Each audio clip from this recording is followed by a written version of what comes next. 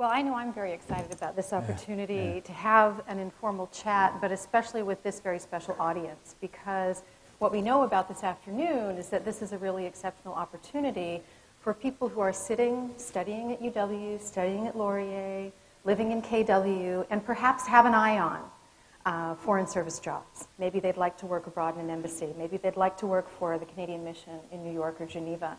So this is a fabulous opportunity for you to get some insights on how to do that and find out if you really want to do it based on the insider's view that we'll get here today. So we're going to start off with Mr. Heinbecker and myself having a little chat, and I'm going to pose a few questions to him that I think are worth thinking about today, and then we'll open it up and give you the opportunity to ask questions yourselves. Okay?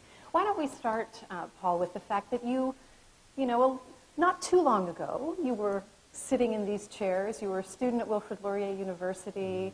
You were a football player for the Laurier Golden Hawks, and you were thinking about your own career. And here we sit with you, the Dean of Canadian Diplomats. What happened in between? How did you get from... Pure serendipity. Pure serendipity. Tell us a little bit more about that. First of all, I want to thank Terry for that introduction. And it's the nicest introduction, together with yours last night, I've ever had for somebody who didn't work for me.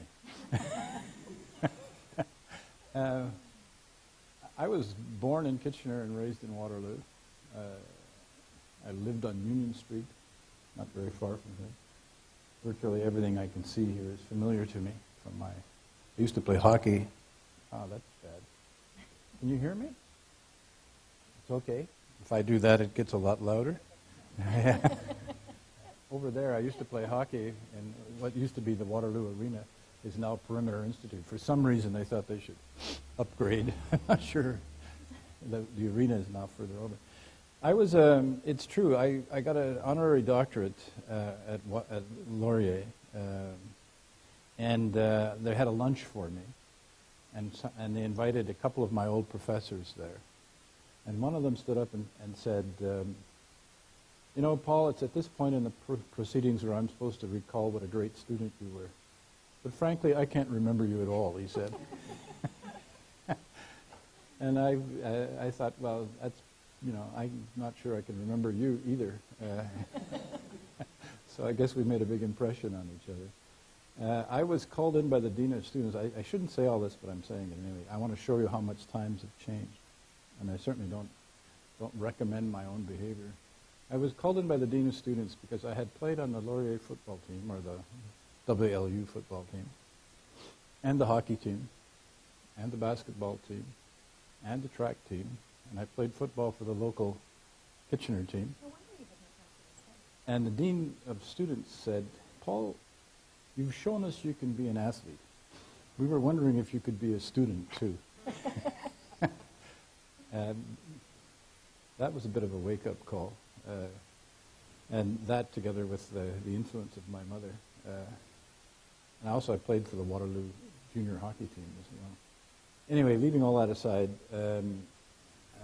one day after football practice, in a very cold, wet day, and the football field practice field used to be about where the alumni house is now at Laurier.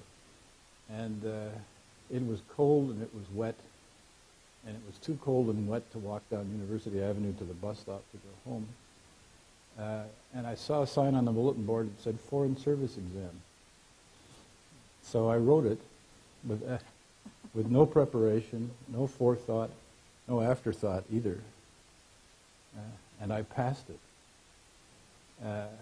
And then, because I had always thought I was going to be a football player, and I got one day in the spring, I got a letter from Foreign Affairs and a letter from the Edmonton Eskimos on the same day, one drafting me to play football and one offering me a job in the Foreign Service.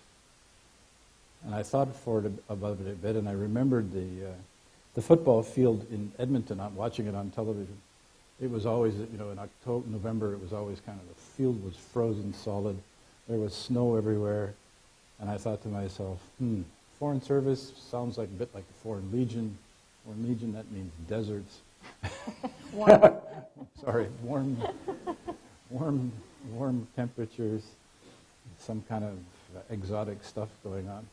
So I picked the Foreign Service, that plus the fact that it paid more to be in the Foreign Service in those days than it paid to play football. When I was sort of, what's the word I'm looking for? Hamilton expressed an interest, Hamilton Tiger Cats, because this was the area that belonged to Hamilton also. And the way you got paid was you got a job in Stelco in the steel mill, and you got a little bit of extra money. And I didn't, I could see these guys pouring the steel, and it's all molten and wearing. I thought, I don't think I want to do that. So I didn't play football. I was called into the personnel division after a while, and they said, how would you like to go to Ankara? And I said, I'd love to go to Ankara. And I went back to my office, and I got out the atlas and looked up where Ankara was, because I wasn't actually sure. I thought it might be in Turkey, but I wasn't really sure where it was. And then I got some books out of the library and saw that it was a place that had no trees. And I thought, the desert of the foreign region. That's right, I got it. Closer than you imagined. I got it. I got what I was looking for. Anyway, to make a long story short, I worked for the next 38 years, and that's how I got to where I got to be ambassador. So other than writing the Foreign Service exam, which we know is still the same for these folks, what else is the same? What did they face in trying to enter the Foreign Service here in 2010? Oh, it's tough. The last time there was they wrote, I don't even think there's an exam to write this year because they're so broke. The last time that they had the exam was the year before. There were 10,000 people who wrote it and 100 got job offers. That's 1%. And it's preposterous to think that there's any exam that can grade people so finely that they can figure out who the top 1% is. So it's a bit of a lottery. I'm sorry to say that. I don't want to disappoint anybody. But I also tell my students that they shouldn't be jumping off buildings if they don't get accepted into the Foreign Service, because it is a lottery. You have almost as much chance going across to the shopping center and buying a Lotto 649 ticket as getting into the Foreign Service. It's not quite that bad. And obviously the more prepared you are, the better. But it's really difficult, and it's difficult in a way that's unfair. You can't, if afterwards you could say, well, okay, best people got in. I'm very, wasn't me, but I can understand. You can't say that. You know that there's going to be mistakes in that 100. And so it can be quite disappointing for people. On the other hand, it's the most interesting of careers. I don't think, there may be other places where you can have as much fun, but I can't think of many. Here I am all these years later, and I'm dying to read the newspaper in the morning. I want to know what's going on. I'd love to be helping this government not be so hopeless, which would be easy, actually, to do, because you could start anywhere. But what I do say is that, I want to say a word about them, because you are going to be better educated, you're going to have more experience, you're going to be better able to do this kind of job than we were. Part of the reason I wanted to tell you that, when I wrote the Foreign Service exam, we had the idea of competition. It was very competitive in the Foreign Service exam, but we didn't worry about a career. We were going to have a career. We were going to have some kind of a career. We weren't worried about our future at all. The times have changed so much. You really have to be cracking the books. You really have to be working. You really have to be able to get your foot in the door is a lot more difficult now than it was in my time. Do you have any advice on how to do it? Is it a question of networking, taking advantage of extracurricular? Yes, not networking. Who you know is not going to help you with the Foreign Service exam. You could know Stephen Harper, and it wouldn't help you pass the Foreign Service exam. You really have to. That really is. But there's another way into the Foreign Service, and that is where networking can help you, and that is there are not enough people in the Foreign Service to do the jobs that exist in Ottawa and abroad. So what they're doing is hiring people. They hire them temporarily, and then they get contracts, and then they get some into the government in some way. they get into the Department of Foreign Affairs, they do the job, and the system says, well, this person can do the job. And so they get hired as Foreign Service officers. They don't do that very often, but they do it periodically. And that's, you know, that in some ways is a better way for most people. The reason why they stick with a Foreign Service exam is it's not fair for somebody living in Victoria or St. John's, Newfoundland, because it's hard for them to get in the back door. So you've got to keep the front door open for people like that. And that's probably an important distinction, that getting into the Foreign Service is very difficult, but getting into the government is not necessarily as difficult. It's not as difficult, and it hasn't been as difficult even through the recession. One of the things that they've discovered is that the stimulus money the government's been spending has been having its major impact in Ottawa. There have been more jobs created in Ottawa than there have been anyplace else, which is kind of perverse, but we always do that because we're spending the money. There are a couple of things that I'd love to cover with you, Paul, before we open it up. One is just sticking with this, your experience, the insider's view. What is it like to be in an embassy? What is your average day? When you were ambassador to Germany, what was your average day? Well, to give you two average days, an average day as an ambassador, an average day as a third secretary. The average day of the third secretary would begin worrying about what the ambassador was going to ask you. I was the most junior of junior people, and posted to our embassy was the most brilliant of ambassadors, probably in the Canadian public service. And every day was a terrifying day, because every day was he was going to ask me a question I didn't know the answer to, and he was going to imply that if I was worth anything, I should have known the answer to that question, of course. And basically, I got a doctorate in international relations in 3 years serving in the Canadian Embassy in Ankara, because every day I had to write, I had to talk to people, I had to do the analysis, I had to do the research, I had to do everything. One of the most interesting, I did visas. This is a small embassy, it's a little more specialized now. I did visas, I did refugees, I did some of the commercial work. On visas, I used to say to we had a receptionist, I would say, if a beautiful girl walks in and wants a visa, I will interview her. And I did. Why not? Somebody had to. These are the parts of the job. You know, what else? Must be something I get from this. I was also the refugee officer. A very interesting experience, too, actually. One interesting experience was that in 1969, when they had the Velvet Revolution and the Soviet Union reinvaded Czechoslovakia, this was way before you were either born or cognizant of it, at least. There was a man at the Czech embassy. And the day after the invasion, there was a reception at the Romanian embassy for a lot of diplomats. And this man was at the Romanian embassy. And the Russian ambassador reached out to shake his hand, and the guy put his hand behind his back. The Czech wouldn't shake hands with the Russian ambassador. In about 2 days, he got a recall notice from. And he came to me, and he said they're trying to get me back. So he stayed in my apartment. I let him stay in my apartment. These days, you'd probably get fired for doing that, but I let him stay in my apartment. He kept going to the office, but he stayed with me so that nothing could happen to him at night. I went to the moving company that I knew, because they moved our stuff. I said, move that man's stuff to Ottawa. You know, don't send it to Czechoslovakia. Pack it all up. Instead of sending it to Prague, send it to Ottawa.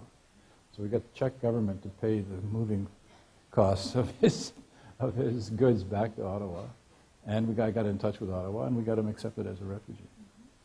That was a lot of fun. I had one other case. You know, when you talk about diplomats or people who are sent to lie abroad to their country, I had a British next-door neighbor, and he told me about some case of a guy that they had on their hands that they didn't know what to do with. He was a Romanian, and that he was a drug addict, but you know, he had some connection with the British government. Next thing I know, we get a request from the British that I should interview this guy for a visa. He came through Ottawa. They basically lied to Ottawa. And I said, that's the same name, it's the same guy. So I interviewed him, and I kept asking him, do you take drugs? Do you have a drug problem? Have you ever taken drugs? He kept avoiding the question over and over again. So I concluded that, this guy was lying to us. And that's what I said to Ottawa. Ottawa, in its wisdom, accepted it anyway. My next door neighbor, I said to him, remember that guy you told me about? He said, well, you've managed to unload him on us. He said, I never told you that. Straight to my face, he told me what he told me 2 weeks earlier, he had never said. Can you imagine that? I can imagine. It's not that much of a stretch, perhaps. The denouement of this story is that I have a little press clipping from about a year ago. He was arrested in Toronto for sexual harassment of one of the people he worked with. So the things we get up to in order to exchange intelligence with the British, and some of the favors we do, are really quite dumb, in my opinion. So the day-to-day, when you're working abroad for the government, can bring a whole variety of experiences. The day-to-day is very, very, of a junior officer, is very much in the valleys. You're not really working on, the reform of the United Nations or the, relations between East and West or North and South. You're basically dealing with, people who are getting into trouble or causing trouble, or you're helping Canadian businesses or whatever you're doing. It's a very different kind of. It's not nearly so glamorous, but it's fun. Every day is different. And important. What about the day-to-day at the UN? I mean, we know on the public record, of course, that you did have some very exciting experiences there. We know you sat in the Security Council when Colin Powell presented the case for Iraq, among other things. But were those the peaks, and there are valleys at the UN, or is the UN all about peaks? The UN, if you're the ambassador, it's almost all about peaks. You get the odd valley, but not very many. I was in the council when the Americans made their case to go to war in Iraq. And I listened to Colin Powell, and I couldn't believe what I was hearing. It was BS from beginning to end.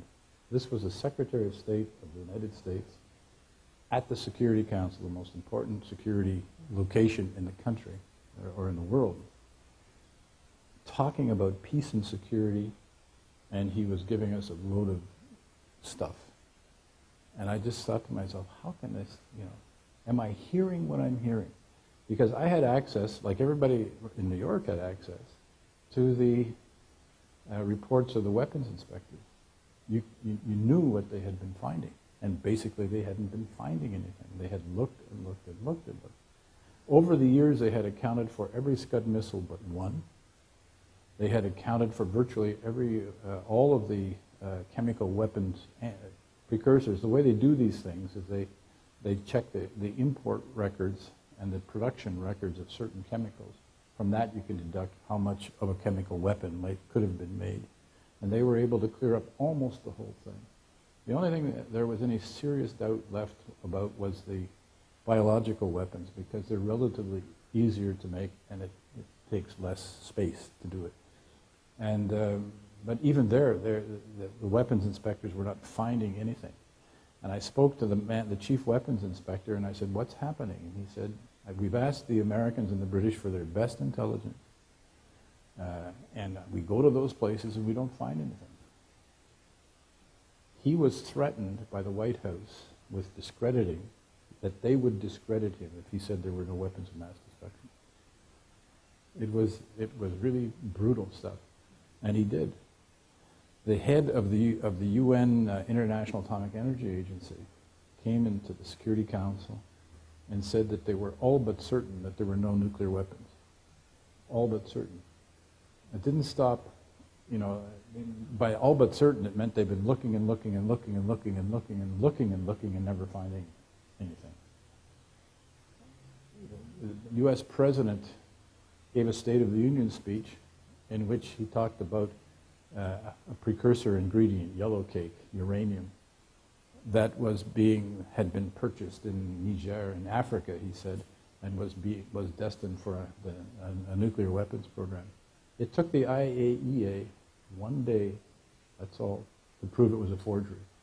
1 day. But it took the U.S. government with the CIA and the National Security Department of Defense, they couldn't figure that out.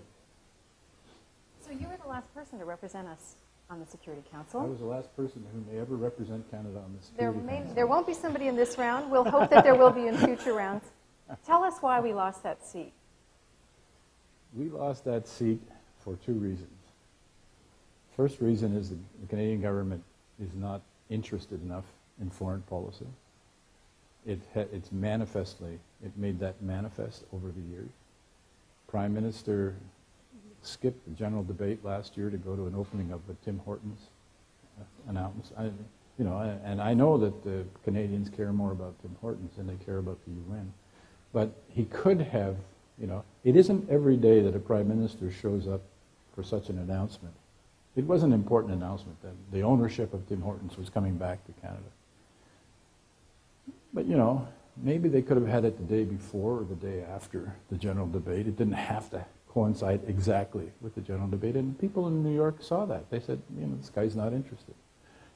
Louise Frechette, who works here, wrote an article in a book that we had published together with Carleton University called Canada Among Nations. And this particular volume was about As Others See Us. And we had Louise write because she's sort of an other as having been Deputy Secretary General. And she talked about the reticence of the Canadian government towards the UN and the tendency to sit in judgment rather than to participate. We asked a number of foreigners to give us a view on Canadian foreign policy. And we asked people who knew us well enough that their views would be, valid, and who were important enough that their opinions should matter to us. And the consequence of that was that there was a near consensus that Canada had disappeared from the international scene. Canada has withdrawn. The question in one of the essays was, where has Canada gone? That was the title. So the Canadian government was not interested in international relations. The Prime Minister had never been out of North America before he was elected.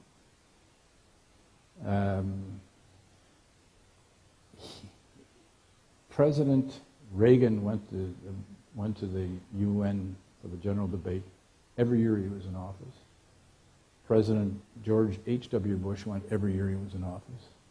President Clinton went every year he was in office. President George W. Bush went every year he was in office. President Barack Obama has gone every year since he's been in office, and sometimes more than once. And we were able to blow it off as not important. I want to come back to the question about whether the UN is important. I'll try to describe now what happened. So, foreign policy under this government, as I say in this wonderful book that my publicist said every 5 or 10 minutes you need to mention the book. So that people, it'll be a few minutes again till the next time. Under Trudeau and under Pearson, people who'd sort of established some of the principles of Canadian foreign policy, the idea was foreign policy is the extension abroad of national policy. That was Trudeau. Pearson said foreign policy is just domestic policy with its hat on. Same idea, a little bit more colorful. Under this government, it's the importation of foreign issues for domestic benefit. Everything is run through the prism of how does this work politically, partisanly, in Canada.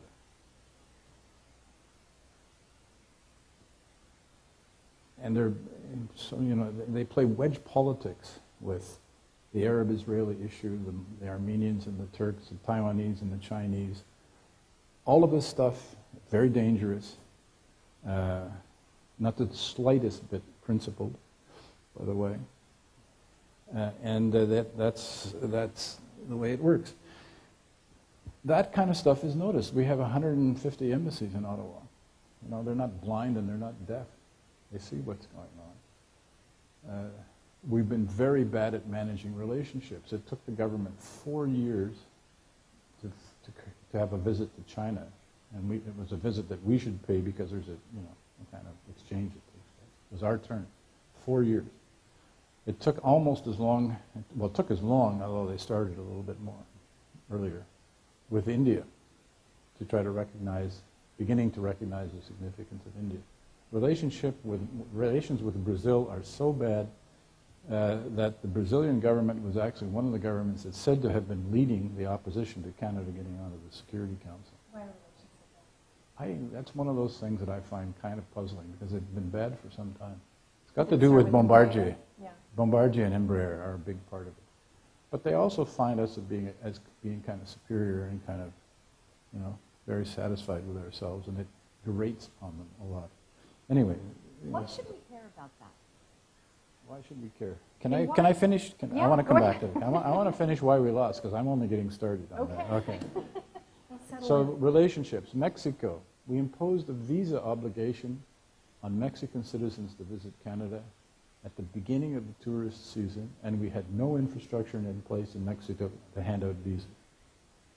We lost hundreds of millions of dollars, the travel industry did, from that decision, because people weren't able to come. And we really irritated people. And we are still really irritating people. There was last week at CIGI 10, or the week before, whenever that was, there was a Mexican diplomat there who had been granted a single entry visa to Canada. Because you never know, this Mexican diplomat might have been a candidate for refugee status. He had to show how much money he had in the bank, what other holdings he had, where he lived, whether he rented or owned. He had to put down his mother and father's name and address. I think what their holdings were. He had to have a ticket that was a return ticket. He had to go through hoops to come to Canada to accept our invitation to contribute to something we wanted to hear him on. Can you imagine? There's in the same book about Canada Among Nations, How Others See Us, there's an article by Andreas Rosenthal, who's a Mexican. He begins by saying Canada is one of the, and it probably isn't true anymore, but it was when he wrote it, Canada is one of the Mexico's favorite countries. Period. Should it be? Question mark. And then he went on for the to lay out the case why it shouldn't be. So that's relationships. Then there's policies. What have we done on policy? Well, climate change. You're a small island state in the Pacific. You would like a country that's contributing significantly to the carbon dioxide in the air, carbon gases, greenhouse gases into the air. You would like them to take that seriously because you're the water's rising and you don't have any place else to go. There are 20 of those or so of small island states, maybe even more. Then if you take into account the African countries who are worried about Sahel and the desertification of the area around there and other incidences of climate extremes, floods in Mozambique and stuff, and Canada is not taking its obligations seriously. We had negotiated the Kyoto Accord. I negotiated the Kyoto Accord. We ratified the accord. The Liberal government didn't implement it. And the Conservative government basically rejected it and left the impression it doesn't believe in climate change at all. You ever hear the Prime Minister talking about climate change? So, climate change is a problem. And our performance at Copenhagen, where we got the Fossil of the Year award, I don't put a whole lot of credit in that, but the point was that the international community was not impressed with our positions. Then you go to the aid program. We announced very publicly that we were shifting the focus of our aid program from Africa to Latin America. So we very publicly downgraded the Africans. The government did maintain the promise of the previous government to double aid to Africa, and either has done it or is on track to do it. I'm not quite sure. I get these programs mixed up. They did bring in the maternal health program, which is going to have a disproportionate benefit in Africa. They did get tangled up on the issue of reproductive health services, which is to say abortion and birth control, and got publicly rebuked for it by Mrs. Clinton. By the way, in case you think it's normal that a U.S. Secretary of State comes to Canada and gives the Canadian government hell in public 3 times in 3 days, I have never seen it ever happen in my life before this spring. She did it on the Arctic, she did it on this issue, and she did it on another issue. I don't know what the other one was. Is that our policy or is that her style? I think it's our policy. I think that she was asked straight out at a press conference, whether she agreed with our policy on maternal health. And our policy is George W. Bush's policy. And she had fought that policy for years, and she just said so. Had she said to me, if I had been the Canadian Secretary of State, or Foreign Minister, I should say, and she had told me that how to run our conference on the Arctic, I'd have told her to get lost in public, because it's none of her damn business. If she didn't like it, she didn't have to come. We don't need any lectures from her. But the point is, three separate things were not going well. It is said also at the UN that we lost because the Americans didn't support us. The American ambassador is married to a Canadian. She knows Canadian foreign policy intimately, and she is said to have told her staff, don't interfere. Don't help the Canadians. Just stand aside and let happen whatever is going to happen. I think it's probably true. Did the United Arab Emirates kerfuffle have anything to do with it? Undoubtedly, the United Arab Emirates problem. We allowed this problem to develop. We could see it coming for months. We didn't deal with it. We didn't respond. We seemed to take the view that it would somehow go away, or that they were asking for something that they shouldn't be asking for, and that there wouldn't be any consequences. One of the things about the government that I really don't understand is its seeming presumption that your decisions don't have consequences. I thought they could do all of these things and there would be no consequences. And some of us were saying, you're trying to get elected. It's not a time to be poking fingers in people's eyes. Well, what is the consequence of this, Paul? What have we lost? We're still figuring out why we lost the seat. Okay. No, because it's important. You tell me. Okay, climate change, the African policy, the Middle East policy. Middle East policy, we have become perceived as being unfair. We have come to be seen as buying the Israeli narrative and rejecting the Palestinian narrative, both of which are not, they're not perfectly compatible, as you can imagine. But we had a reputation in the Middle East, despite the fact that from day one we supported Israel's right to exist in security, in the Middle East. That is fundamental bedrock Canadian policy since 1948. And it's never, no Canadian government has ever wavered on that. This Canadian government decided that it had to be much more publicly supportive of the Israelis. And it presented it as principle, that we were carrying out a principled foreign policy, which suggests two things. Other people's foreign policies are not principled. And the second thing is that, anybody who criticizes us is doing it for ignoble reasons.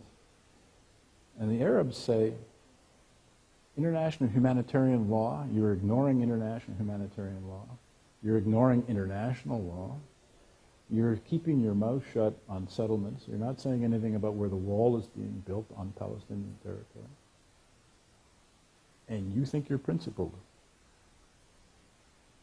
And the whole notion was, because Israel is a democracy, it's like us. But it's not as though democracies can't do things. Hitler, I don't want to make a comparison there. Let's take the Americans. The Americans rendered Canadian to Syria to be tortured. The world's greatest democracy was complicit in the torture of Canadians. So if you really think, Guantanamo, Abu Ghraib, Bagram, the idea that a democracy can do no wrong is just not correct. Democracies can do plenty of things wrong. Just that you have a better chance at correcting them probably afterwards, because you can vote for somebody else. Long and short of it is that we followed policies that were perceived no longer to be fair.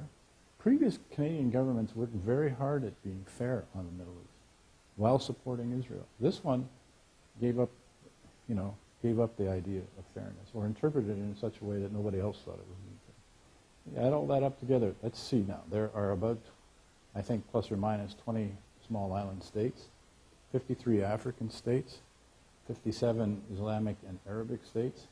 You got to get 128 out of 192. You subtract all that, you can't win. Now, you're not going to lose all of those votes. We didn't lose every vote. But what was really telling, and now come back to why it's important, what was really telling was the vote total. The first vote total was Germany, only 128, by the way, not a very strong showing. We would have beaten them in 1998. We got 131 votes. Okay. Second place was Portugal at 122, Canada 114. So we're forced into a second round. You've got to get 128 votes, and the Germans just made it. Second round, Portugal 113, so they're losing some altitude. Canada 76. We lost 38 votes. And the next round was going to be further descent. Why is that? Well, we had been campaigning since about 2002 or 3 for the next Security Council election. We had been exchanging commitments. You vote for us on the Security Council, we'll vote for you on the Security Council. And a number of other commissions and committees and things where people wanted things. We banked a lot of commitments. Those commitments hold for the first round by convention. People keep their word by and large. There's always a certain percentage of liars, and there was this time as well. Second round, you're not bound anymore by those commitments. And when they were not bound by the commitments, our support just went on the down escalator. It was really striking. I've never seen anything like that. That means that freed from commitments, their judgment of Canadian foreign policy was even more negative than we thought it would. That's how we lost. Now, does it matter? Well, why do we care? You know, the facetious question, I suppose, is why do we care? Because I take your point on the Middle East, but on something like climate change, we have very specific domestic interests that have to do with the tar sands, and we may choose as a country to promote them over international climate change. Now, there may be a consequence in international fora, but should that drive our policy? Let's compare our policy to that of George W. Bush's by way of answer. George W. Bush backed out of the climate change agreement reached by a previous predecessor by saying it would have an economic impact in the United States. As though it were not going to have an economic impact in Europe, it wasn't going to have an economic impact in Japan, it wasn't going to have an economic impact everywhere else that people were doing things. It is irresponsible in the extreme to say, we have an economic interest, and you will understand that we've got to protect this interest. It's too bad about, you better lift your feet up because the water's getting deeper there. You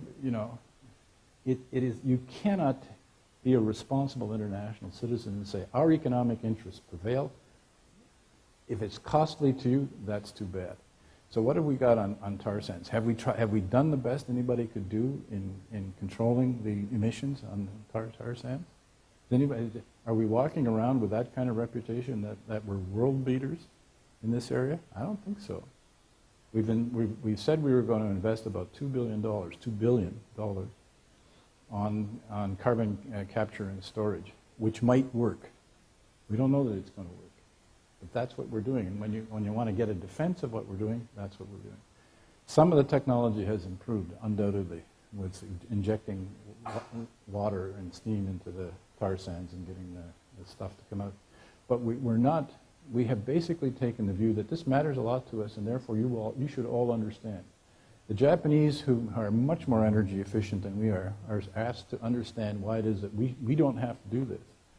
But of course, it's appropriate for them to go ahead and do it.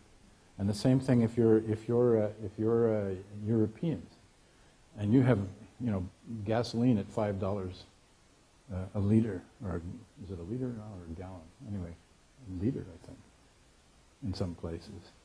But you understand that politically, that's difficult for us to do. It's easy for you to pay $5 a liter, but for us, we'll stick at $1 because it's so difficult for us. We're just being irresponsible, and the world sees that we're being irresponsible. And the idea that we should get a dispensation because we have an economic issue, where we might get some credit, is the notion that we're supplying clean energy to the United States, because by the time it gets there, it's cleaner. We've absorbed some of the production, the dirty production. I could imagine writing that into some kind of a treaty. It's a very complicated story, but probably, may not be beyond wit. But the idea that, it's, everybody should understand that this is hard for us, So what if What have we lost? Where will we see tangibly consequences of this loss in our experience in the next couple of years? Well, the Council matters for a variety of reasons. The UN Charter is the rule book of international relations. The UN is a central operating system. You cannot, you have to, what's the word? Every country, all 192 countries, have signed that treaty and are abiding by it. The UN Charter stigmatizes aggression. Part of the reason that the Americans had such a hard time in Iraq, you could have said, well, you know, Germans invaded France, right? So the Americans have invaded Iraq. Who cares? Well, what's happened in between was we lost 60 million people, or 30 million people. Let me get the numbers right. We lost 10 million people in the First World War. We lost 30 million people in the Second World War. And we decided losing that many people was not a good idea, and we needed some rules. One of the rules was wars would only be allowed if they were approved by the UN Security Council. The UN created rules to keep people from slaughtering each other. If you take the view that it doesn't matter, then basically you're leaving aside the morality of it. It means you really fundamentally don't understand. A country like Canada needs those rules a lot more than a country like the United States needs those rules. The United States is big enough to look after itself. And by the way, if you like your independence, the United States is big enough to look after us too. But that isn't necessarily going to be good for us. The Security Council is the place where the Americans went to get authorization after 9/11 to carry out military operations against Afghanistan. The Security Council is a place that we went in 2003 to get authorization. And they went to the Council to get authorization to fight in Iraq, mostly under pressure from the British, but they nonetheless did it. So, and they were denied that sanction, or that permission. 2006, the Israelis and the Palestinians brought their war to the Security Council for it to be resolved. They couldn't resolve it on their own, and the Security Council did that. Now the Security Council is the place where we coordinate a response to the Iranian nuclear weapons program. It's a place that has the authority to impose sanctions on Iran as well. It's a place which passes the rule, basically has passed the rules on cooperating with terrorists. There have been 13 UN anti-terrorist conventions, and the UN Security Council has basically legislated, which is, in other words, the decision of the Security Council is binding on Canada, even if Canada is not there, even if Canada disagrees with it, it's binding. And it made the decision that no country would allow its financial systems to be open to the use of terrorists. And it created the no-fly list, which has caused some Canadians so much trouble. And we were not present there. This is the place where the world's most important security questions come to be dealt with. It isn't a pocketbook issue. Not everything can be reduced to dollars and cents. And so Canadians who say, I wake up this morning and I'm not poor, so what do I care? They're poor in a different way. We care a lot, in how the Security Council is to be reformed. And people are saying, oh, it's the UN reform. They talk about it endlessly. They never achieve it. Part of the reason they don't achieve reform of the Security Council is that there are genuine disagreements, and that we're one of the leaders, by the way, in the disagreement. We do not want the Security Council to be modified in a way that prejudices our interests. We don't have a permanent seat on the Security Council. Now we have Japan paying 19% of the budget, Germany paying 9% of the budget, Brazil, India paying much less than we do, by the way, South Africa, Nigeria. They all want permanent seats on the Security Council. They get permanent seats on the Security Council. We are permanent third-class citizens. And so what we're saying is, all right, if you want to reflect the current realities, sure, the world doesn't look like it looked like in 1945. If you were picking permanent members now, you probably wouldn't pick both Britain and France. You might pick the European Union. You might even pick Germany. All right, we have to reflect the changes. Brazil matters, India matters, Nigeria matters, South Africa matters, Japan and Germany matter. Right. Well, let's let them be elected. Let's give them 5-year terms or 7-year terms, but let's ask them to present themselves regularly to be elected. And if the membership wants to elect them, then, if membership agrees that they're that important, then they'll be elected. And if the membership disagrees, as in the case of some other countries we can think of, then they won't be elected. So, but the idea that this doesn't matter, the other thing that really troubles me, because right now you're hearing the right-wing backlash, if I can put it that way. You're hearing about UN is corrupt, a bunch of dictators, and what do we care what they think? How many democracies do you think there are in the UN? 116. How many members are there? 192. How many countries, this is according to Freedom House, how many countries are described as free or at least partly free? 150 of the 192 countries.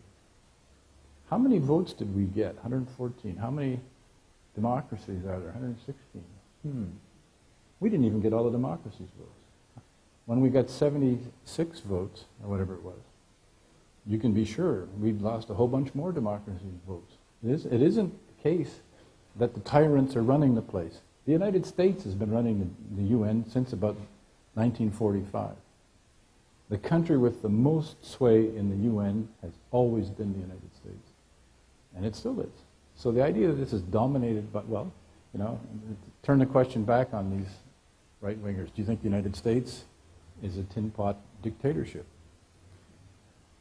Well, in that case, then the accusation isn't correct because it's the United States which dominates. Does the UN do everything right? No. The UN is member countries. It's, Secretary General like the Prime Minister? Is that sort of what he is, kind of Prime Minister? No. Secretary General is like a Deputy Minister. Secretary General is like the steward of a club. Secretary General can't send forces anywhere on his own. He can't tell the Americans what to do. He can't tell the Canadians what to do. He can't tell Sierra Leone what to do. He can't tell anybody what to do, basically. He is the servant of the membership. So when you end up in those circumstances, and people say, well, the UN is not acting. Well, the UN is not an independent entity. The UN is the collective will of the international community. And when it disagrees with itself, nothing happens. Disagreed on Sudan, for example. Disagrees now, sort of, on Congo. Can't bring itself to deal with Congo effectively.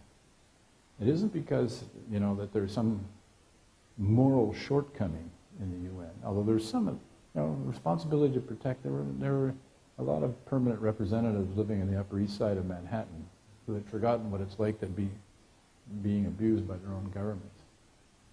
But generally speaking, the UN is central. Now, the final point. We now have a situation in which virtually all of the aspirants, I think except Japan, is on the Security Council, and they're in part of the G20.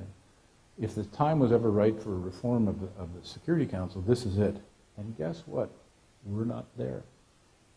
We have interests. We have interests that are not like the Americans' interests, and not like the British interests, and not like the Brazilian, or the Indian, or the Japanese, or the German. We have different interests, and we're not going to be there to promote our interests and to protect them. So it's a loss for us. I don't want to abuse the privilege of being the only questioner here, so why don't we open this up and see if folks in the audience have some questions that they want to pose to Mr. Heinbecker. I believe there is a microphone. Or is there not? No, we'll repeat. So if you asked your question, we might repeat it, and we're just doing that for the sake of the broadcast. So if you just want to put up your hand if you have a question, please let us know. Don't be shy. Go ahead. Yeah, it's really worth it. Based on the situation right now, what are some good first steps to get back in? Well, in my mind, the most important thing is we have to take our international role seriously again, because we haven't been. We really, what we've done is we have greatly strengthened. We have carried out one major foreign policy issue: Afghanistan. We've invested a lot of aid money in Afghanistan, more there than we have anywhere else in the world. We've had our soldiers there in large numbers. We've lost, tragically, 150 plus I'm not sure where we stand exactly, but it's not trivial. But that's basically been it. And one of the things that we've done is we have partly because of Afghanistan, partly for ideological reasons, but we've upgraded the military substantially. Military expenditures are more than double, are approaching triple what they were 3 or 4 years ago. At the same time as we're doing that, and some of that's really necessary because the military had been allowed to run down. I would not be for 1 second making the argument that the military was fine and that this was just silly. You know, if you believe in the responsibility to protect, which is a Canadian idea, you got to have a military that can protect people. You can't do that by sending diplomatic notes to, you know, to tyrants and saying you have to make nice with those people that you're decimating now. So you need that. But what accompanied that was a decision to freeze our aid program and a series of decisions to reduce our diplomacy. Our diplomacy particularly is down $188 million in 5 years. I mean, the diplomacy that is the core diplomacy, this normal stuff that embassies do. So you're really making bureaucrats out of your diplomats. They've got no money to see the country. They've got no money to get to know people. It's a force multiplier the way communications is a force multiplier for the military. You go to a country, you've got 2 or 3 or 4 years to create a network of people that can be helpful to Canada either right away or prospectively. You try to build relationships so that when trouble comes, you got somebody to turn to. Or when an interest arises, you got somebody to help you achieve it. If you have no money and you're sitting in your office, you might as well be sitting in your office in Ottawa. You don't make any relationships. You don't make any contacts. You just sit there doing 9 to 5. 9 to 5 doesn't cut it in diplomacy. So that's the place to start to get back in the game is to start reinvesting in diplomacy. There's no question about that in my mind. What else can you do? You can take the UN more seriously. That will be difficult for this government to do, I think, in the circumstances. But I think that's the lesson that we want to. The next thing we should do is to sit down and do a lessons learned exercise. Anytime you've had a big success or a big failure, you should sit down and figure out what happened. Why did we fail so badly? I've just given you, about half an hour's worth of my own opinion of that, but I think it's a fairly well-informed opinion. But you need to figure out why did we lose support so dramatically? And then the next thing is, should we do something about it? I mean, are we right? Were we right and was everybody else wrong? That was a Margaret Thatcher approach to foreign relations. Or, some of what we've done a mistake on our part or a problem on our part or something. And draw the conclusions. But that's very tough to do in politics. I don't know whether that will be possible or not. But clearly, the thing to do now is to say to yourself, well, at the UN, there's a lot going on besides the Security Council, so we should start, we should upgrade our participation in a lot of those other things. I just wanted to give you some numbers, which I meant to do before, about what the UN does a lot more in the field than it ever used to do. Where are the numbers? They're over here someplace. Yes. The World Food Program last year fed how many people, do you think? 102 million people. So there's, 102 million people are eating because of the UN. The UN High Commissioner for Refugees gave refuge to how many people? 32 million people. Almost the population of Canada are giving refuge. Thanks to the UN, polio is almost, thanks to the UN and the Rotary Club, which is an interesting combination. The world is almost free of polio. There's still bits of it in India and still bits I think in Afghanistan and still some in Nigeria, but it's nearly gone. They've been giving vaccines to kids for measles. They've saved millions and millions and millions of lives. There's an international criminal justice system now that never used to exist before. International Criminal Court, the Court for Yugoslavia, the Court for Rwanda, Court for Sierra Leone, Court for Cambodia. All of that stuff is not in the Charter, never existed before, but it's all very important. Environment treaties, climate change, the ozone layer, all of the environment treaties are negotiated under UN auspices. Rights are all promoted under UN auspices. The CEDAW treaty, the Treaty on the Protection of the Rights of Women, one of the treaties that Brian Mulroney brought in was the Convention on the Rights of the Child. He was a chairman of the conference in which that was adopted.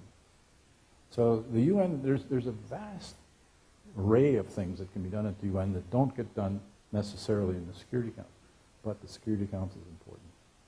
Is our seat at the G20 in any way equivalent to what a seat at the Security Council table would have offered? Not so far. It's very important. The G20 is very important. It has described itself as the world's premier economic sort of coordination body, and it is that.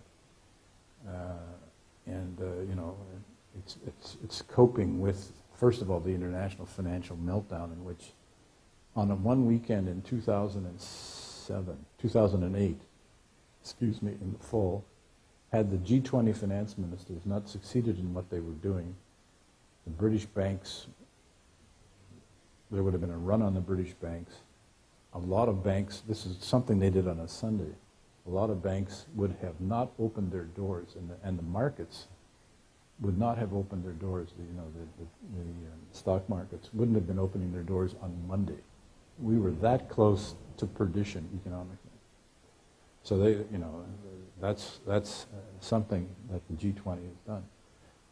I don't think the G20 will want to stay doing just finance for very long. But now all of a sudden, we're into another crisis. That is a competitive devaluation, where there's about to be a currency war if the G20 doesn't, cooler heads don't prevail, and if the Chinese, frankly, don't increase the value of their currency, which is what's bothering everybody. So it is very important, but it's not it's not an alternative to the Security Council. It doesn't have the authority to mandate other people to act. The G20 can mandate itself to act. It can't make anybody else act. There must be other questions. Over there on the left, the gentleman on beside the window.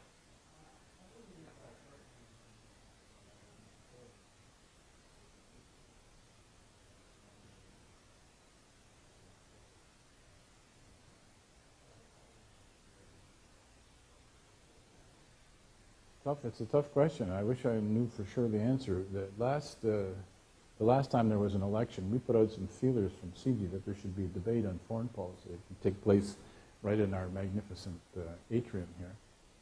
Neither the parties nor the media were interested. Part of the problem is the Canadian media is just not interested.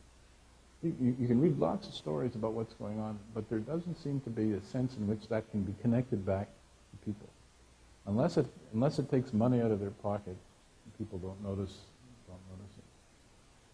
Maybe that's where you guys come in. Maybe it's a generational thing. You're the ones who are going to be living more and more and more in the world, and I think that you're going to go abroad and you're going to come back and you're going to know the significance of things to an extent that the current adult generation doesn't know. The Prime Minister had never traveled outside North America before he became Prime Minister. We haven't asked much of our leaders in terms of international experience. Mulroney had international experience through his business, career. Chrétien had some international experience, not much, and he didn't do a lot, by the way, because he had been minister of every portfolio in cabinet almost, including the foreign ministry, so that he had some experience in that sense. Paul Martin had quite a bit of experience. So we've got to. One of the criterion we have to somehow somehow impress on people that matters is some kind of sense about the world, knowledge, some kind of knowledge of the world. It's not a place to look. If 50% of your work, which seems to be the case, when Mulroney was a prime minister, 50% of the 50% of the paper that came to him was on foreign relations. And Harper has said how surprised he is that how much of his time is taken up by international questions, foreign relations questions. Well, if that's the case, why don't we ask them if they've got any experience and knowledge before we elect them? But we don't seem to do that. You know, we can't. There is a myth, I think, in this country that foreign affairs doesn't matter politically. I think it matters a lot. Why is it, you suppose, that prime ministers like these G20 and G8 summits at home? It shows them on the world stage being leader-like. And that's a very important part of their image. So it must matter. At a certain level, it matters to Canadians. There used to be criticism of Jean Chrétien that he wasn't polished enough to be a kind of international leader. But I don't know. I'm at a bit of a loss when I visit my relatives and I see how little they know about what's going on in the world and how uninterested they are. You know, and they're from Kitchener. They're from the Heartland, and the Heartland basically is busy watching Oprah, I guess. Are we being influenced by U.S. debates? Is it the Palin effect, crossing the border?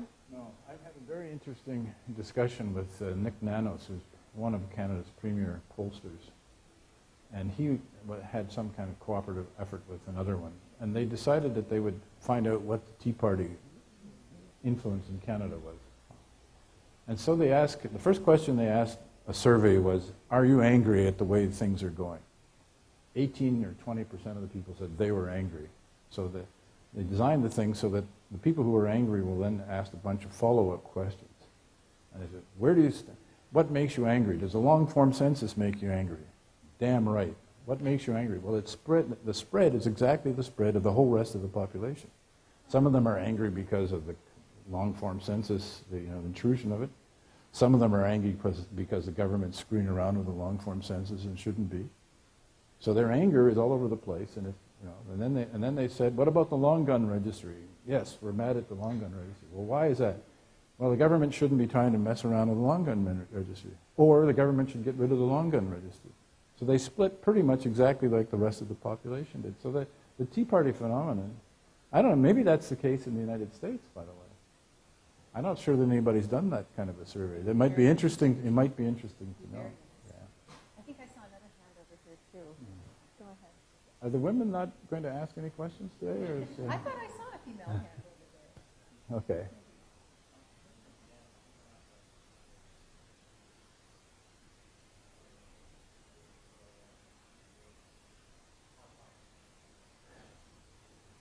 I think there's a danger of turning inward.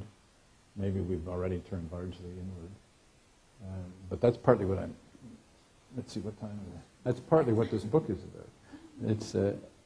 It's a very optimistic take on Canada. The basic premise is we've never been richer, we've never been better educated, we've never been better connected, we've never been healthier, and we've never been more secure than we are now.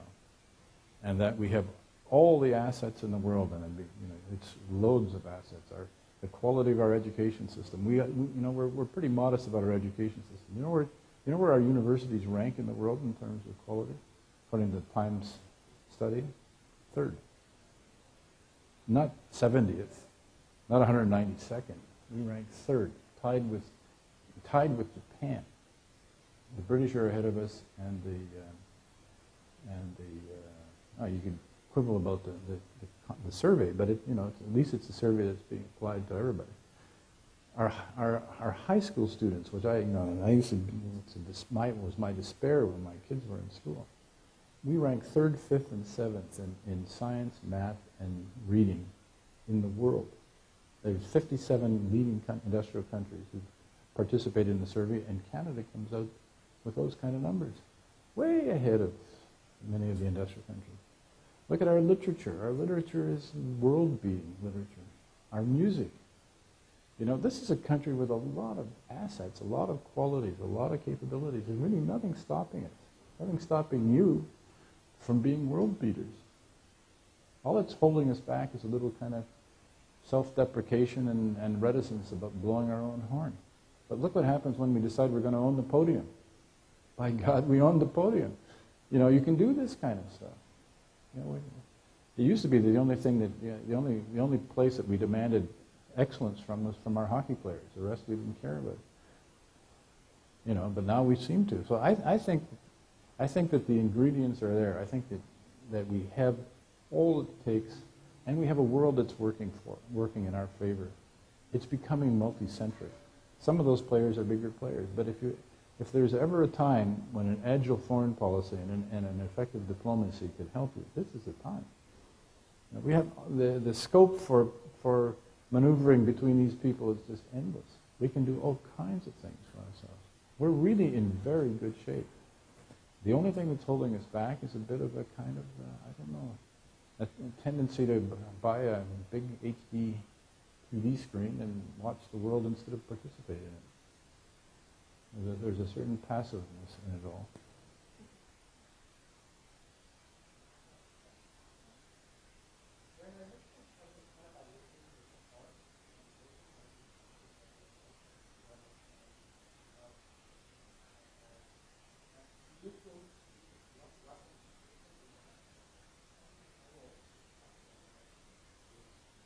Sorry, can you repeat? We would be an eye-opener. Ah, the $64,000 question. Yeah, it's a $64,000 question. I don't know. It's going to be very interesting, and it's a cultural issue in some senses. Some of the people I talked to said, I was so angry at the government. I was so embarrassed. They're so, you know, they got us into this trouble, and they're blaming the liberals. That's preposterous, you know. And then you talk to some other people, and because I've been doing radio interviews right across the country. The further west you go, the more it's the UN's fault. That's how it works. If it's, you know, with a little bit of a drop-off when you get over the mountains, then it starts to get a little bit more balanced. But the whole idea is somehow, you know, it's the UN's fault. We're manifestly great. So if the UN can't see it, who cares? It's their loss. You know, and the arguments are given that the UN is corrupt, the UN's run by a bunch of dictators, and they can't do anything. So I always say to them, well, you know, I guess we could take some solace from that view if it were true. And then I tell them why I don't think it's true. But I wish I knew the answer to that question, because it really should, this should trigger Canadians to get off their seats, off their chairs.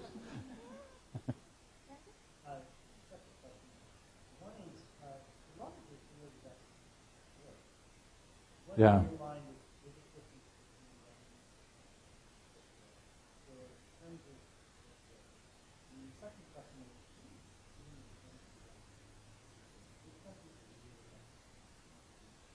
Okay. Well, the biggest difference, I'm not sure, well, the biggest difference is that there's no major enemy. One of the difficulties you have when you're trying to justify spending billions of dollars on F-35s is saying, who are we defending against? In the old days, you could say the Soviet Union. You don't want to really say it's China, because you're going to end up creating an enemy where you might not have had to have one. And there are a lot of, and people are pretty conscious of that, especially the Americans are conscious of that. You know, there's a school of thought of strategic thinkers that, you know, there's always going to be, you know, vacuums are going to be filled and the sea lines and communications, and there's bound to be a conflict. There isn't bound to be a conflict at all, I don't think. I think the whole strategic study stuff needs to be rethought. Anyway, what was the first part of your question? Biggest difference. The biggest difference is that there's no enemy. And the biggest difference is that the competition is economic more than political and security. And it's about getting rich, being healthy, having quality of life. Another difference is that the United States will remain, in my judgment, preeminent for a long time to come. Because the country that was first on that list of university achievement is the United States.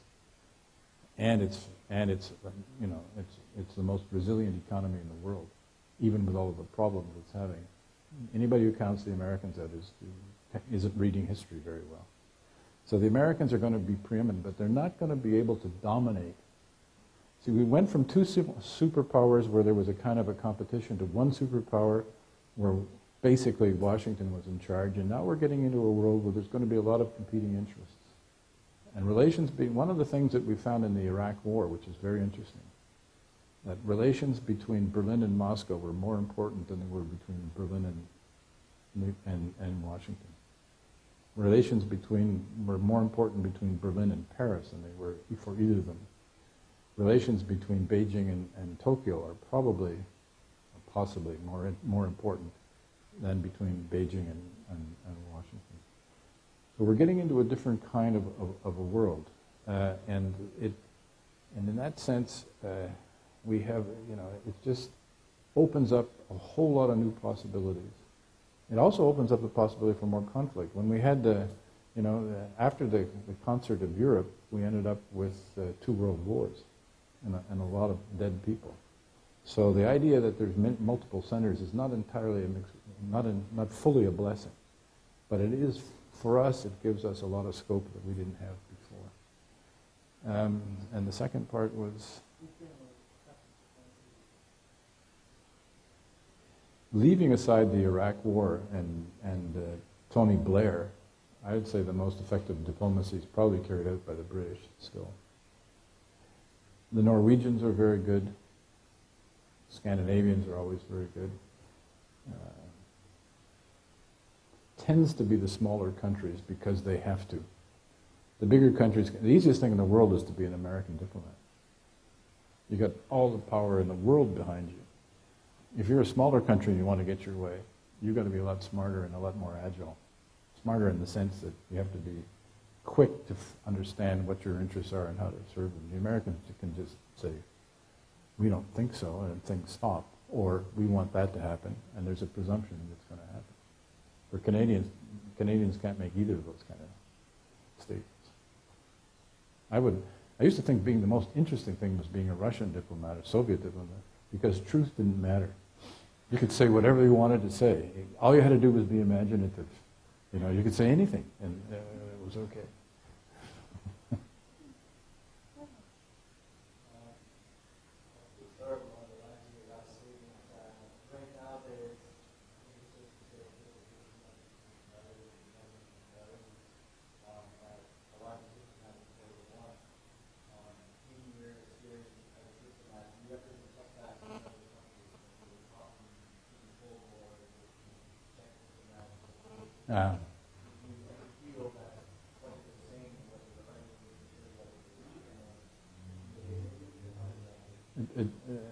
It depends. There are a lot of countries that you can have a discussion. You can have a discussion with people which isn't. First of all, they have to trust you a bit, but you can have discussions which are more frank. I remember that the only nuclear weapon I ever saw, I saw in Prague. I went there for an exchange. I used to be head of policy planning, which is supposed to be like a think tank in the foreign ministry, and I went and met my counterparts in Prague. And they were all they did was read Pravda to me. It was the party line right down the line, and you couldn't get them off that at all. Then I went to Hungary, and you get the party line right down the line, and then you get an interpretation that's completely different. So in most countries you can get that.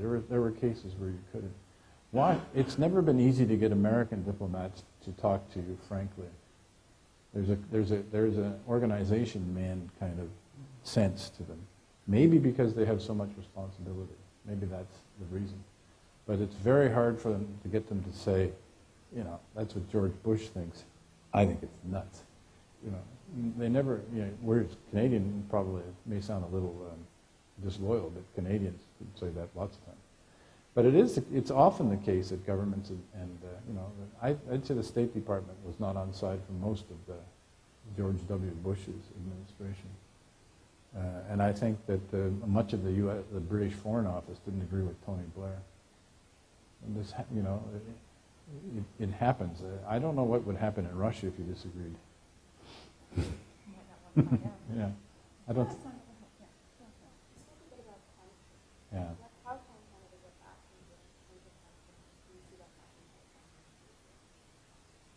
first of all, the government has to believe it's a problem. And secondly, there has to be, you can make a lot of cliched statements about the Canadian public having to want it and having to be willing to sacrifice for it. We saw what happened to Stéphane Dion when he tried to bring in action on climate change. We saw that we're seeing the reaction in British Columbia to the carbon tax. And Canadians talk out of both sides of their mouths on this thing. And the government is probably right.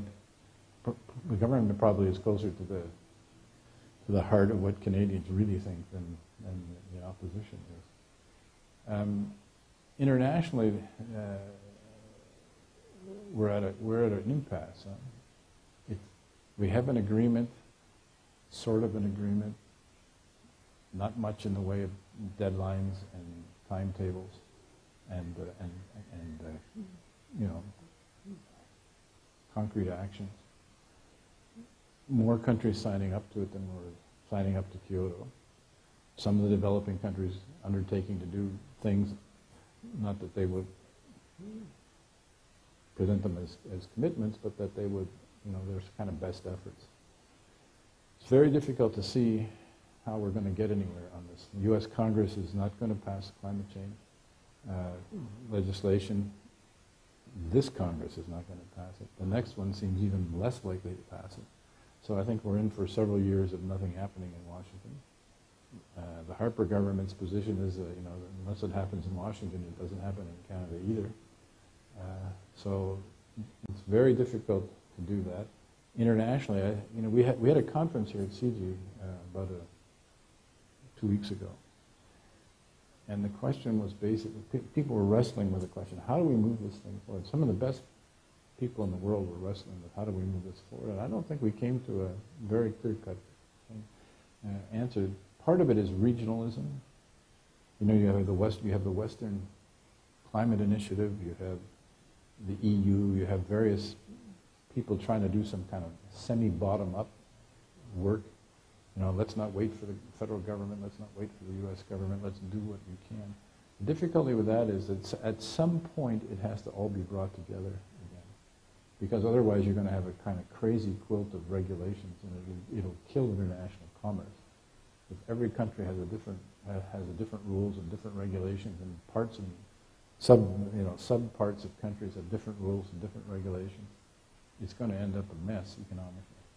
I think the way forward is for people to decide that this is really an economic issue, and that it's going to be more expensive not to act than it is to act. That's a hard sell, because because the expense comes first, and the consequences come later. And if you're a politician and you've got a 4-year time frame, that's why they're all very happy to talk. At the G8 summit and the G20 summit, they talk about 2050. We're all keen on meeting those targets in 2050. Nobody has said, and that means we're going to start doing this today. So it's the ultimate tragedy of the commons. It's the whole, anything that belongs to everybody belongs to nobody. There's somebody over here somewhere too. No, yeah, I don't know. Somebody, I saw a hand go up over there before. And we'll come back. Yeah.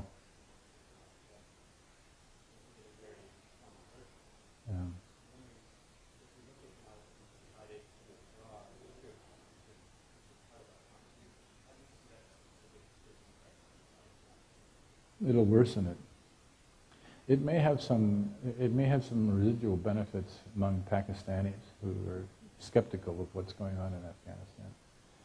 It may have some residual benefits among some of the Muslim countries who are beginning to interpret the Afghanistan thing as a war against Islam. But in terms of relations with our allies and with Washington, I think we're seeing that already. It's going to cost us. Is that a reason enough not to act, not to leave? No, I don't think so. But what I think is missing in all of this is we haven't seriously asked ourselves a question about what we should be doing. We haven't had a debate in years now on Afghanistan, other than on on what's happening to the people we take prisoner, whether they're being tortured or not, but on the fundamentals of what's going on. In my judgment, you should never set policy with deadlines. I don't think that you can't know what's going to happen. You can't know whether you were just about to succeed or whether it's a preposterous waste and you're never going to get where you're going to get. So if this is a murderous mission that has no prospect of success, why have we waited until 2011? On the other hand, if this is a mission that really is doing some good, and you know, when you talk to a lot of Afghans, they think it's doing good. Especially Afghan women think it's doing good.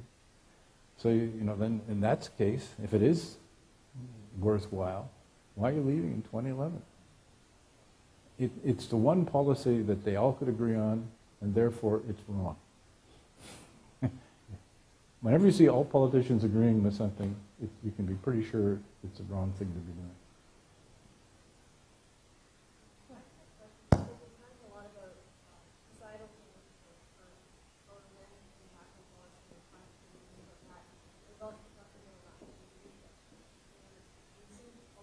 I haven't been, but I wouldn't mind talking about it.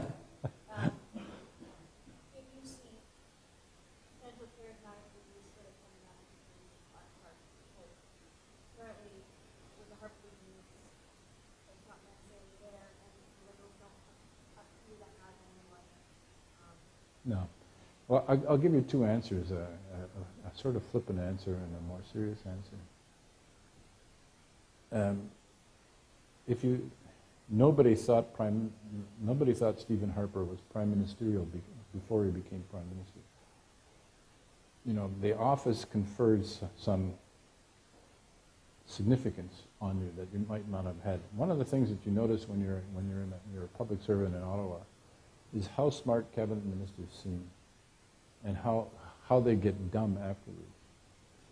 And part of it is that because they're invested with a lot of authority and they have you know, thousands of people advising them, basically, you know, it really does increase their capability. So that's part of the answer. And trying to answer it from another way around, I don't know who the bright people are in the parties. I don't know if they're all in the parties. I think there's something to be said for people who are not lifers taking some role. But it seems to be the case that people are increasingly going into politics as a career and staying there for, you know, without any other sort of work experience. Part of the problem that we have in Canada is the law of unintended consequences. We had said to ourselves that our members of parliament were not measuring up. That we'd see these other people show up and they all seem so articulate and so impressive. There must be something wrong with our system. We mustn't be paying, and the conclusion was we can't be paying our members of parliament enough money. So we better pay them more and we'll attract the kind of people that we really need to have in parliament. Well, it turns out that the people who passed the rules said, God, there's nowhere else I can make this kind of money. So they all stayed. We didn't get the turnover. We got people staying because now it's a really good thing to be a member of parliament financially. So I don't know. I think that we're bound to have a generational change. I think it's, you know, there's some of that is evident, and you can't know until the time comes where the good people are going to come from. I'm undoubtedly there. I know I can think of a few conservative MPs who are really good. I could imagine these people becoming prime minister. I can think of one or two liberals who I think and one or two NDP also. And even think of one or two Bloc MPs who make good prime ministers. But, you know, if they'd only kind of get loyal. So it's I can't answer the question in more than that because it is very, the thing that's so difficult. Compare the American system and the Canadian system. I much prefer the Canadian system to the American system for most things. Money is not such a, you know, money is the currency of the American political system. It takes zillions to become a senator or to run a president or a governor of California or new governor of New Jersey, even. And we don't have that in Canada, and I think that's great because money corrupts. It's corrupting that kind of money. On the other hand, they have independent members of Congress. Each Congress is his own entity. He's part of a party, but generally speaking, they are capable of not voting the party line if they want to. They talk about how difficult it was for Obama to pass the health care thing. Well, if this is Canada and you got a 59 to 41 majority, you're going to pass it just like that. It's over. There's nothing to it. In the United States, all those Democratic senators were saying, "Well, I don't know if I'm going to vote for this or not." So you get more independent-minded people because they have more independence. I was talking last night here to a person who's a candidate for office, and the question was, how bad is it to be? How much freedom will I have to talk as a backbencher? And the answer is not much. If you're going to contradict a leader in public, you probably get away with that once, and if you do it twice, you can forget about ever getting an assignment. So there's a tremendous pressure on the members to conform. Trudeau said, 90 feet off the hill, all these MPs are nobody. The reality was the opposite. In their own community, they're all somebody. They get on the hill and they're nobodies. All they're expected to do is vote when the time comes. How many unwhipped votes have we had? The long gun registry.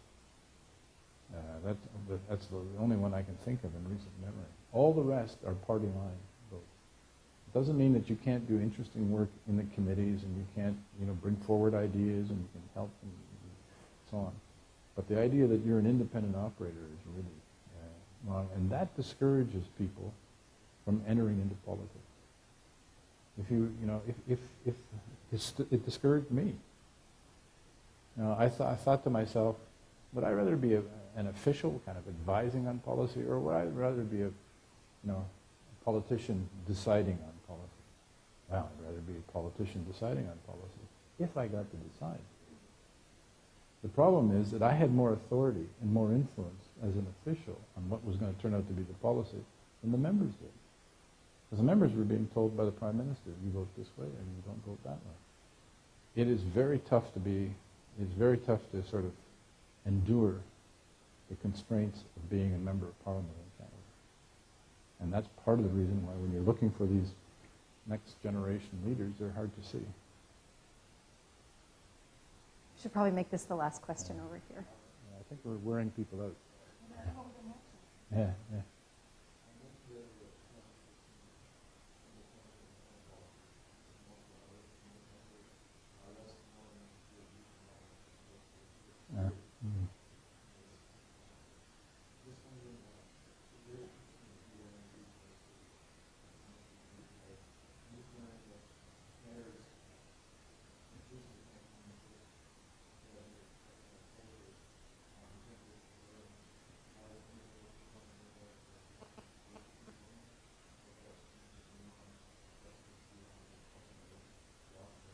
It's not so much it undermined it, it's that it distracted it, I think.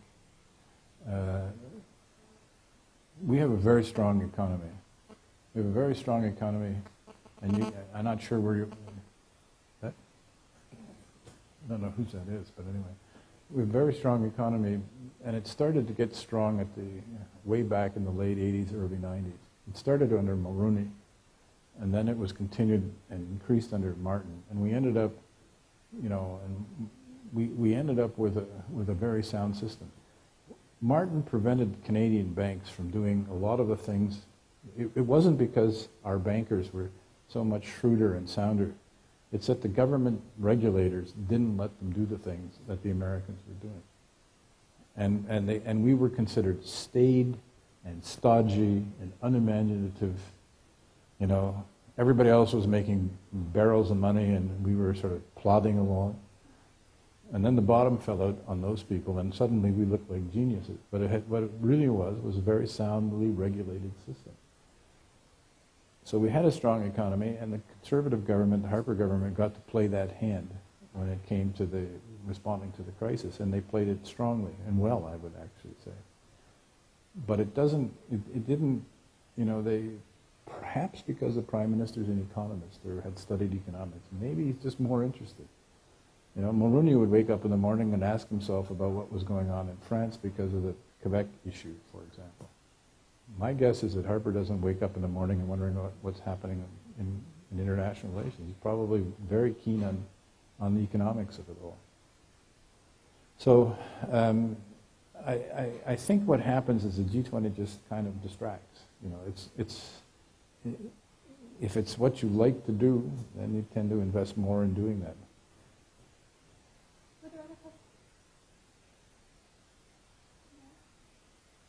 Excellent questions, I have to say. Wouldn't you say? Really fabulous questions coming from everybody. Thank you for that. And thank you so much, Paul, for taking this fun, sunny Friday afternoon to have this conversation about foreign policy. Oh, the book. If you would like to purchase a copy of the book, they are for sale, and Brianne can help you with that. And of course, the beauty of walking away with one today is that the author might sign it for you, which is exciting. Yeah, I've already signed it.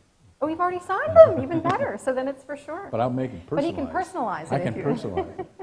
So won't you all join me sign it in left-handed. thanking? Yeah, sign them a couple of times. Yeah. Please join me in thanking Paul Heinbecker for really wonderful. Thank you. And the way you got paid was you got a job in Stelco in the steel mill, and you got a little bit of extra money. And I didn't, you know, I could see these guys pouring the steel and it's all molten and wearing. I thought, I don't think I want to do that. So I didn't play football. I was called into the personnel division after a while, and they said, how would you like to go to Ankara? And I said, I'd love to go to Ankara. And I went back to my office, and I got out the atlas and looked up where Ankara was, because I wasn't actually sure. I thought it might be in Turkey, but I wasn't really sure where it was. And then I got some books out of the library and saw that it was a place that had no trees. And I thought, the desert of the foreign language. that's right, I got it. I got Closer than you imagined. I got it. I got what I was looking for. Anyway, to make a long story short, I worked for the next 38 years, and that's how I got to where I got to be ambassador. So other than writing the Foreign Service exam, which we know is still the same for these folks, what else is the same? What did they face in trying to enter the Foreign Service here in 2010? Oh, it's tough. The last time there was they wrote, I don't even think there's an exam to write this year because they're so broke. The last time that they had the exam was the year before. There were 10,000 people who wrote it and 100 got job offers. That's 1%. And it's preposterous to think that there's any exam that can grade people so finely that they can figure out who the top 1% is. So it's a bit of a lottery. I'm sorry to say that. I don't want to disappoint anybody. But I also tell my students that virtually everything I can see here is familiar to me from I used to play hockey. Oh, that's bad. Can you hear me? It's okay. If I do that, it gets a lot louder. Over there, I used to play hockey in what used to be the Waterloo Arena is now Perimeter Institute. For some reason, they thought they should upgrade. I'm not sure. The arena is now further over. I was, it's true, I got an honorary doctorate at Laurier, and they had a lunch for me, and they invited a couple of my old professors there. And one of them stood up and said, you know, Paul, it's at this point in the proceedings where I'm supposed to recall what a great student you were. But frankly, I can't remember you at all, he said. And I thought, well, that's, you know, I'm not sure I can remember you either. So I guess we made a big impression on each other. I was called in by the Dean of Students. I shouldn't say all this, but I'm saying it anyway. I want to show you how much times have changed. And I certainly don't recommend my own behavior. I was called in by the Dean of Students because I had played on the Laurier football team, or the WLU football team, and the hockey team, and the basketball team, and the track team, and I played football for the local Kitchener team. And the Dean of Students said, Paul, you've shown us you can be an athlete. We were wondering if you could be a student too. And that was a bit of a wake-up call. And that together with the influence of my mother. And also I played for the Waterloo junior hockey team as well. Anyway, leaving all that aside, one day after football practice, in a very cold, wet day, and the football field practice field used to be about where the alumni house is now at Laurier. And it was cold and it was wet, and it was too cold and wet to walk down University Avenue to the bus stop to go home. And I saw a sign on the bulletin board that said Foreign Service Exam. So I wrote it with no preparation, no forethought, no afterthought either. And I passed it.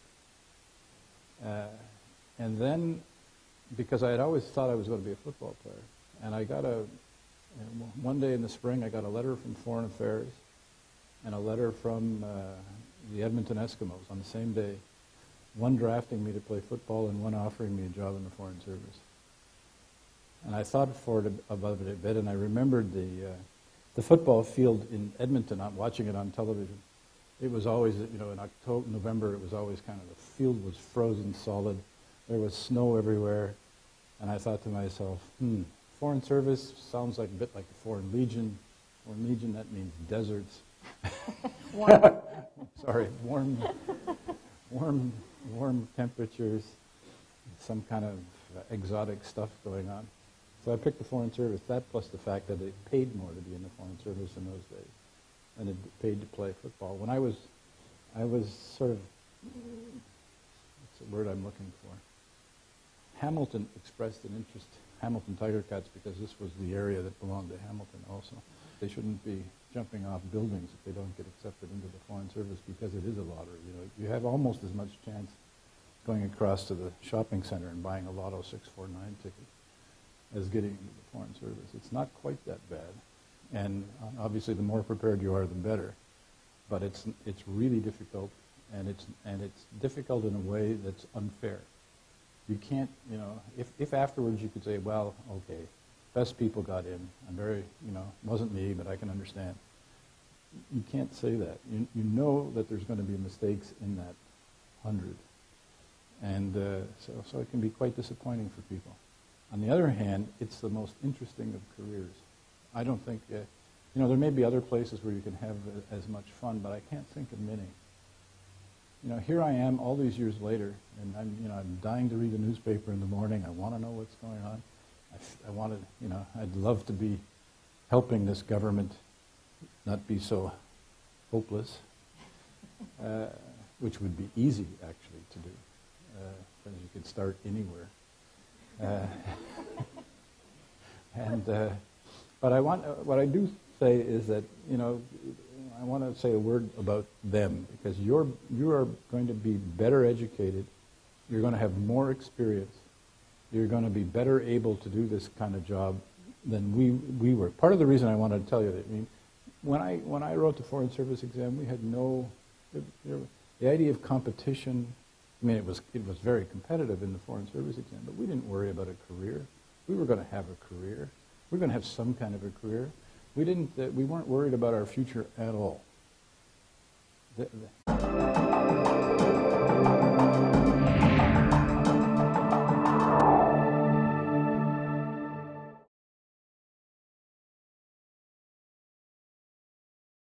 Well, I know I'm very excited about this opportunity to have an informal chat, but especially with this very special audience, because what we know about this afternoon is that this is a really exceptional opportunity for people who are studying at UW, studying at Laurier, living in KW, and perhaps have an eye on foreign service jobs. Maybe they'd like to work abroad in an embassy. Maybe they'd like to work for the Canadian Mission in New York or Geneva.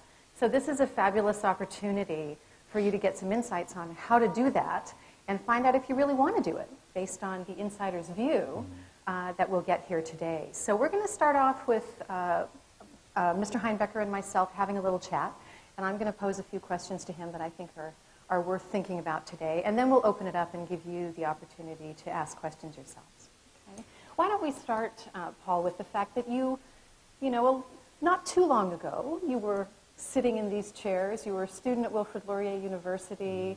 You were a football player for the Laurier Golden Hawks, and you were thinking about your own career.